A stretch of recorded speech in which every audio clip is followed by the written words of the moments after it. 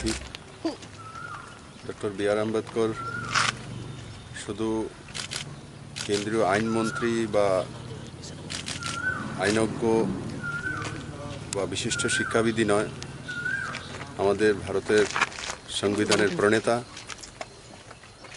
ভারতরত্ন এবং ভারতবর্ষের প্রত্যেকটি মানুষের জন্য তার স্বাধিকার, স্বাভিমান এবং রাষ্ট্রহিতে রাষ্ট্রকে সর্বোচ্চ শিখরে পৌঁছে যাওয়ার নিম যে রেখেছিলেন, বাবা সাহেব রেখেছিলেন। আদরণীয় প্রধানমন্ত্রী নরেন্দ্র ভাই মোদীর যে রাষ্ট্র পরিচালনা, সেই রাষ্ট্র পরিচালনায় ডক্টর বি আর আম্বেদকরের যে রাষ্ট্রনীতি, সেই রাষ্ট্রনীতিকে সামনে রেখেই উনি ভারতবর্ষের সেবায় নিয়োজিত রয়েছেন।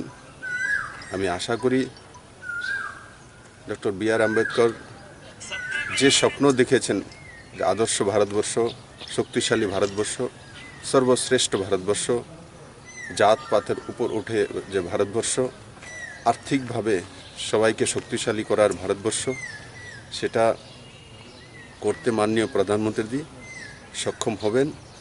আর তার সঙ্গে সঙ্গে আজ বিশ্বজুড়ে যে করোনার আক্রমণ, সেই আক্রমণ থেকেও ভারতবাসীকে রক্ষা করতে মাননীয় প্রধানমন্ত্রী সক্ষম হবেন।